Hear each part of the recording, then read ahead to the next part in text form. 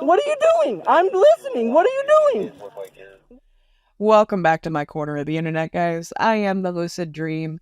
And on this one, we continue our journey with Rockford Metro Dumbass and whatever the flunky's name is, as they continue to prove to everyone they come in contact with that yes, lower life forms live among us and unfortunately have access to the internet. Before we get started, I want to give a big shout out and thank you to all of my channel members and subscribers. I really would not be here without you guys, and I am every day thankful for every single one of you.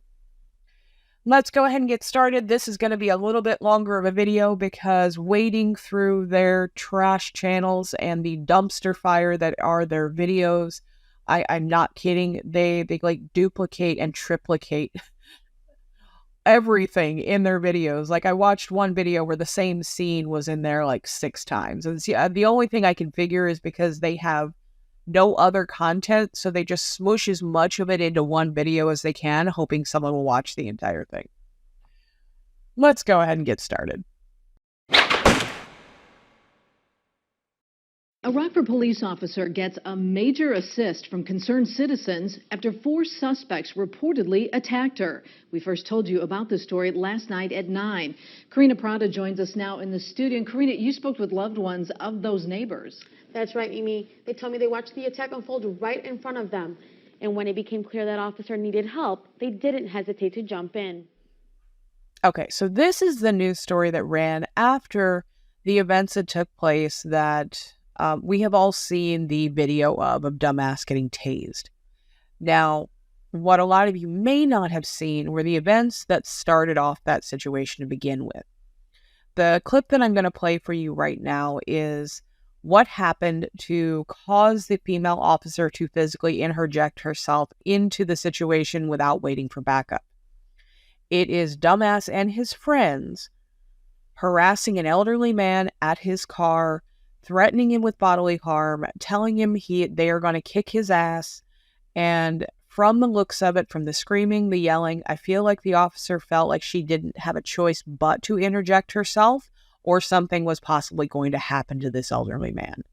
I know it's a very chaotic video. It's very intense, but that's my take on the situation from the film that I have seen. They were threatening this man, and there is no telling what these assholes were going to do. So she did interject herself into that situation. Shut up. Take your motherfucking ass down, bro. Why are you coming here? There's cops. You come in. Bye-bye. Car stealing crime. Get the fuck out. Put your shit Adam, in your car Adam. and leave. Do you know how to put your shit in your car? I'll tell you ask you to get you. He came here. He came here to harass us. Harassing the fuck out of us. Why don't you knock it off? Get the hell back of the house. If you're not My motherfucking house. This my house. You just got involved in this, so you don't know what the fuck. Don't come over here. You're on my property, lady. Now, what you just saw was 4 young men, ages, I believe, 17 to 20, ganging up on an elderly man driving a minivan. Now, I don't know what started the confrontation, but what I do know is there is nothing that could have started that confrontation that would warrant 4 men ganging up against 1, threatening to beat his ass, and according to the police report that we are going to get to, Metro Dumbass had a knife and was puncturing the tire of the minivan in question. There is nothing that old man could have said to them which would warrant this behavior. Which is why when you hear the one filming, I believe it's the flunky, call out to his friend when the police pulls up, he sounds concerned because he knows they are wrong. He knows they are doing wrong. The fact he is filming it makes me believe that this was an attempt to film a video that they were hoping would go viral. That's what I believe happened. I believe they were trying to film a confrontation hoping it would go viral. Now, when the police officer pulls up, she sees this situation where it is 4 to 1. She interjects herself into this situation, but without waiting for backup. You know, the question has been raised on whether or not she made the right decision to proceed without backup. But I don't think that's a call that I can make personally. I can't say yes or no. From the outside looking in, looking at the video, reading the police report, I think she did what she thought she had to under these circumstances. Now, from the video alone, you see that Tubby pans to the right. He starts following right because they all start moving towards her. So you have to picture, if you were this police officer, you have gotten out of your car because you see 4 men ganging up against one. You get out of your car and you try and control the situation, and then all of a sudden, all 4 of these assholes start moving towards you. What do? She doesn't know if they're armed at this point. She doesn't know what they're capable of. Again, we live in a horrible world where people do horrible things to each other. And that includes horrible things to police officers. She had 4 men moving towards her. Granted, they are young men, but she had 4 men moving towards her. She did not know what was going to happen in that moment. And in that moment, she made a decision to try and control the situation. She tried to restrain one of them, and that's when everything went downhill. But you can clearly see from that video, they moved towards her very aggressively. Like the entitled little bitches that they are, they think they can do and say whatever they want, whenever they want, without repercussion. And they found out that day that that is not the case. And as you will see, our resident dumbass has made some alterations to the police report, such as Exhibit A right here. All right, let's go ahead and get into the police report. This is from the responding officer who pulled up on these jackasses that day. I am going to leave the redaction in place. I will not be doxing anybody. They do a good enough job of that themselves. They don't need any help from me. So I will be substituting as needed. So while investigating an unrelated domestic trouble complaint on X Street, I returned to the area of blank to observe 3 males, later identified as A, B, and C, yelling at a John Doe identified as John Doe, who was parked facing east in the middle of the street in his gold Chrysler Town & Country minivan. I observed Tony X making stabbing motions towards the rear side of the minivan, but did not observe a knife at the time. I immediately exited my squad car and approached the group of males as John Doe exited his vehicle. As I walked towards the Chrysler, John Doe appeared distressed, and the males were notably surprised by my presence. I yelled at all 3 males to back away from the vehicle, but another male, later identified as X-year-old, approached from an unknown location and yelled that I could not tell him or the other males what to do. I advised X to stand back while I continued my investigation. X refused to comply with my verbal commands and continued to approach me in a confrontational nature, so I grabbed a hold of his left arm in an attempt to escort him to my squad car to gather his personal information. At that time, A, B, and C, and A's mother began to surround me on the front lawn. A forced his way between X and myself to prevent me from escorting him to my squad. At this time, I feared for my safety and requested additional units to my area. I used one hand to push Tony back and unholstered my department-issued taser, pointed it directly at Tony as I commanded him to stay back and warned him that he would be tased.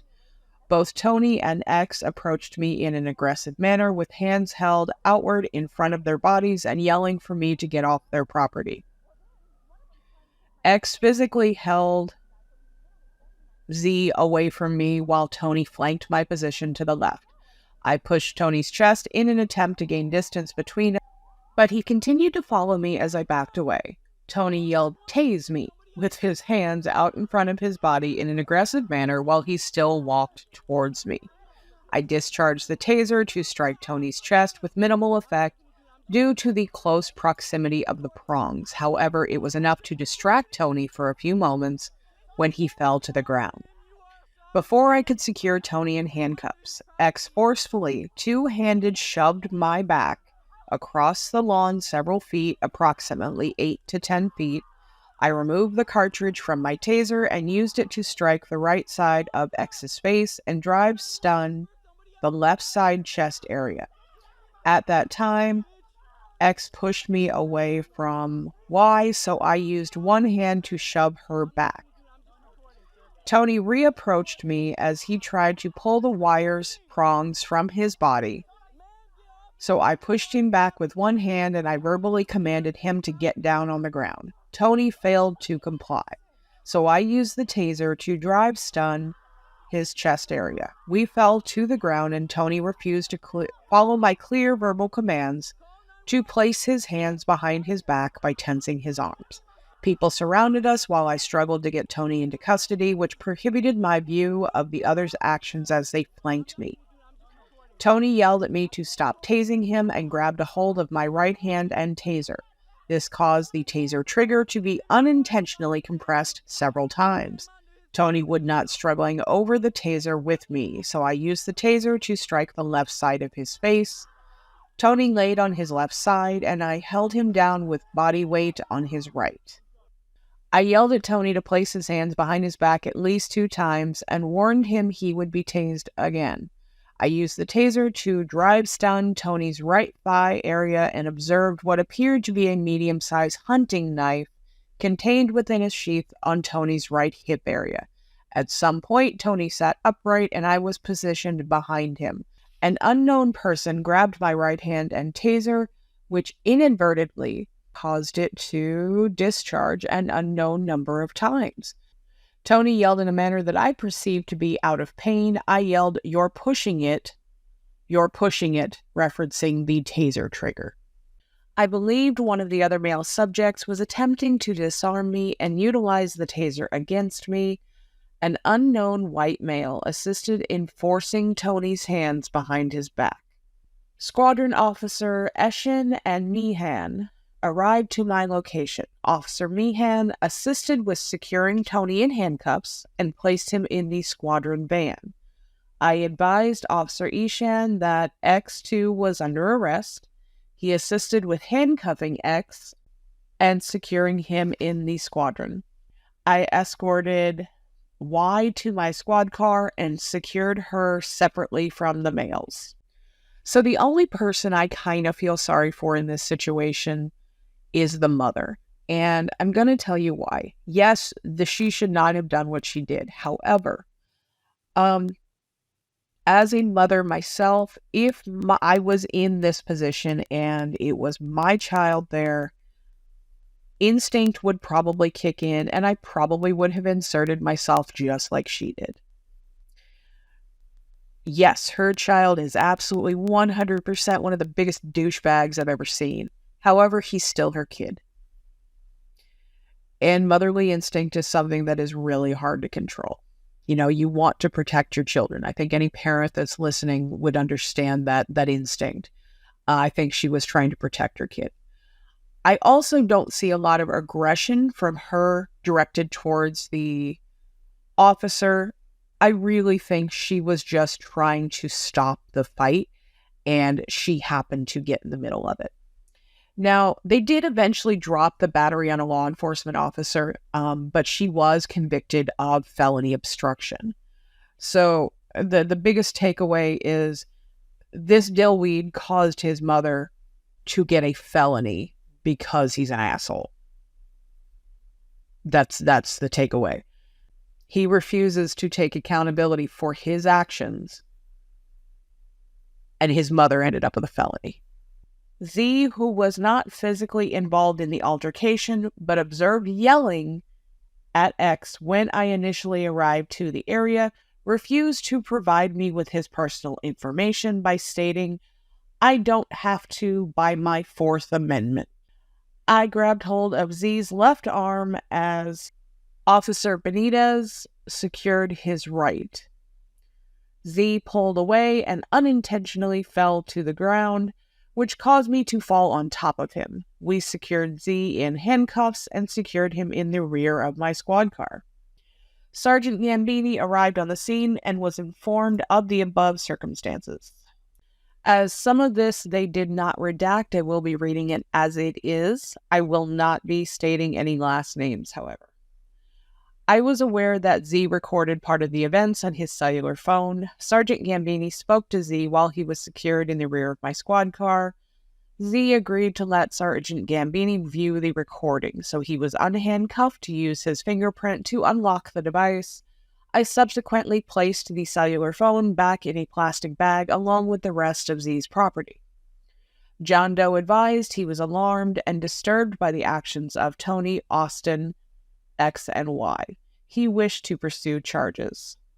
John Doe also wanted Austin arrested for battery. See Officer B. Johnson's supplemental report for additional information.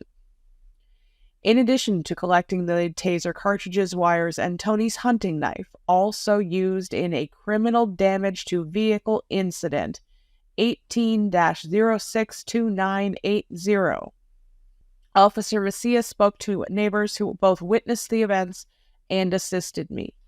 Please refer to Officer Macias' supplemental report for details. Officer Wells photographed the location of taser cartridge wires and Tony's injuries to the location where the taser prongs entered the skin.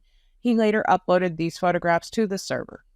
Squadron Officers Ishan and Meehan transported Tony, X, and Y to District 1 and secured them in a holding cell per someone was permitted to remain at residence unattended. I believe that should be the female. I transported Austin to District 1, where he was placed in interview room 3.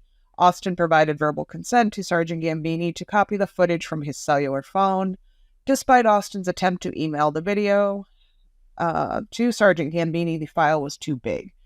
Austin agreed to go with Officers Walker and Sarver to the Public Safety Building, where ID Detective B copied the video to CD. Officers Walker and Sarver transported Austin back to District 1 and placed him in interview room 3.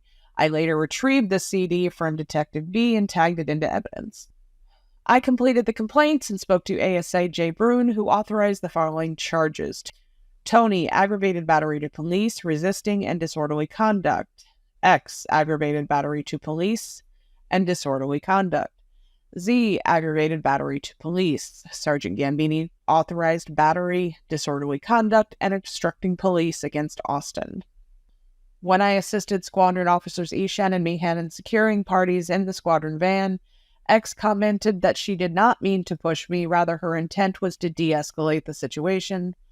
Tony and Z maintained that their actions were lawful. All 4 subjects were transported to the Winnebago County Justice Center and lodged for the previously mentioned offenses.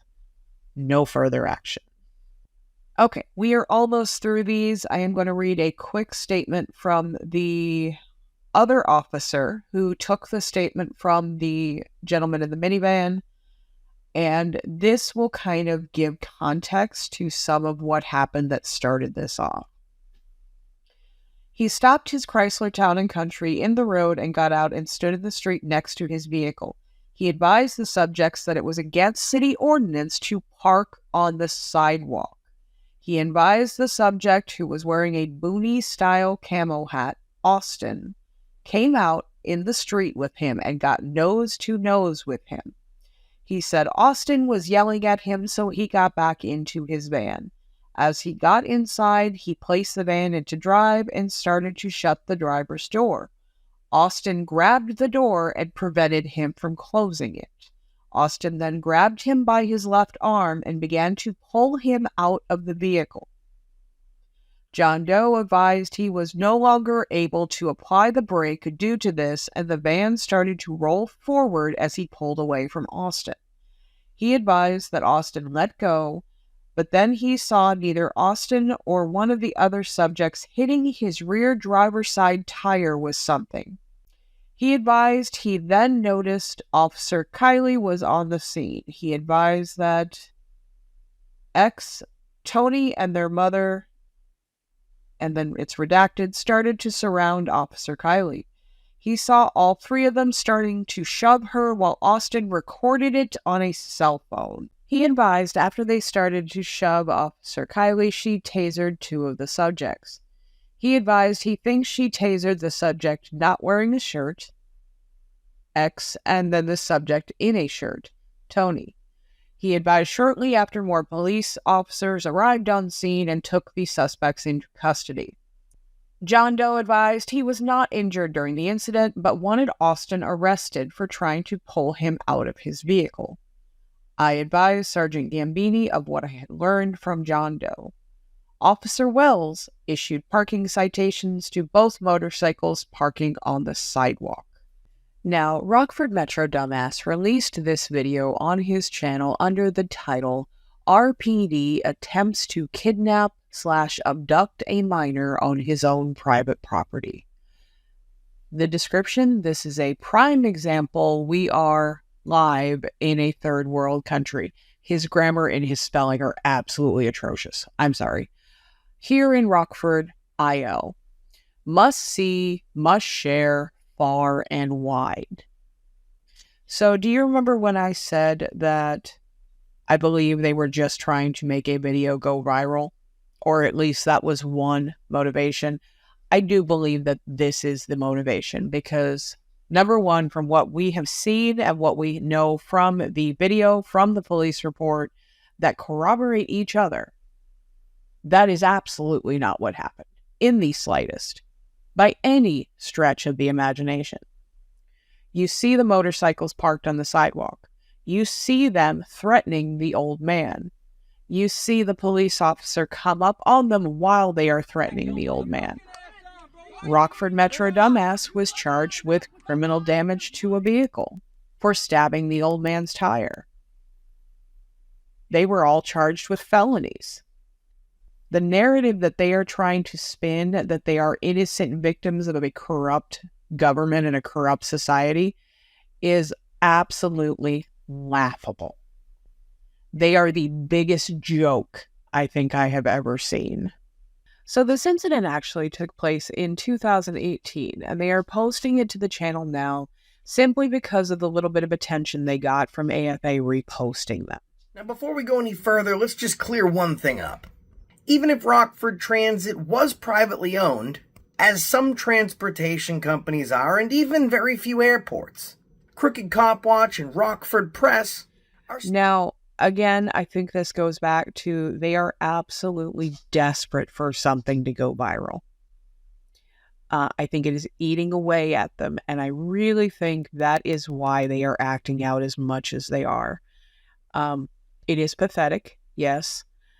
I have a hard time believing that anyone is this stupid that could possibly believe that this is going to make them look good, because it doesn't. This is a group of immature, entitled punks who were held accountable for their actions. That's all there was to it. I don't care what that old man said. Nothing justifies 4 men ganging up on an elderly man and puncturing his tire. Nothing. If your feelings are that easily hurt, I don't know what to tell you, but you are in the wrong line of work. They are both obviously incredibly sensitive because they cannot stand anyone commenting on the situation that is portraying them in a negative light, because to them, they are the victims. They are the victims of circumstance. They are the victims of corruption. But I hate to tell you, you will be victims your entire life, but it is not going to be the way that you think it is. You are victims of your own ignorance. Okay, be on that side, man. Be on that side. When these guys called him up over there. You is not gonna put your hands on me, bro. I swear to God, you is not, dude. You is not. I'm not going across the street, you coward. Somebody call the police on these! Somebody call the police! Here. Do not come back on the property. You're a fucking coward, bro. I'm gonna go to jail for coming on the sidewalk. He seems to really enjoy using the word coward without actually knowing what it is. I can think of several examples of his cowardice since just the short period of time that I've been looking into these videos. Number 1, 4 against 1 older man. That is the epitome of cowardice. Screaming like a little bitch because someone touches you and moves you off a sidewalk. Yep, and that could be considered cowardice. Demanding a woman's address on the internet because she says something that you don't like. Do I need to keep going? I don't think I do. I don't have to, ma'am, by lawful. I don't have to by my Fourth Amendment. By my Fourth Amendment, I have it all on recording. Austin, all right, I'm listening. I'm listening. What are you doing? I'm listening. What are you doing? What are you doing? We're putting an end to the situation. I didn't even do anything. Well, you didn't tell me your name, did you? How many times I have to fucking tell? I'm sorry, that's my favorite part of the video. No, you absolutely cannot claim the Fourth Amendment while you are at an active crime scene. You are a suspect. If you refuse to identify, you are going to get charged with refusing to identify. That was the worst possible thing you could have done in that moment. Your best course of action would have been to cooperate. Which eventually you did because you offered up your video immediately. You squealed on your friends the second you got in that car. None surprisingly. But, you know, this whole situation, it really kind of brings to light why they have such a problem with authority, why they have such an issue with police, and why they started down this path of the frauditor bullshit. I believe this incident was probably the catalyst. Do I think they were douchebags before? Yeah, absolutely. I think this incident probably kicked it into high gear. Now, as we end the video, I'm going to show you a couple of different things. We have all seen the comments, the mass amount of comments from Rockford Metro dumbass over the past week or so claiming that there is a judge's order and that everybody that makes a video about him needs to have it taken down. Well, I told him that I wanted proof. And this is what he submitted as proof. This is a letter from the attorney for Rockford Metro Transit to them, telling them they need to take their videos down. And he is misrepresenting that as a judge's order. We're going to end this off right with a subscriber request for a song and the greatest hits from Rockford Metro Dumbass and whatever the flunky's name is. Good night, everyone. I hope you enjoy. Somebody call the police on these! Somebody call the police! Here, I'll block you. No, you ain't got. I'm going on the sidewalk, bro. Hey, why don't you stand out on the This is a sidewalk, bro. Dude, this is a sidewalk. This is a sidewalk. And this is what happens when you never tell your children no. You create little douchebags that grow up to be big douchebags. You are a cunt, cunt, cunt, cunt. But if that's stinking cunt, say it ain't true, but it tell you you're motherfucking cunt. You are a cunt, cunt, cunt, cunt, motherfucking cunt. Everybody knows from your head to toes you're a big fat stinking cunt.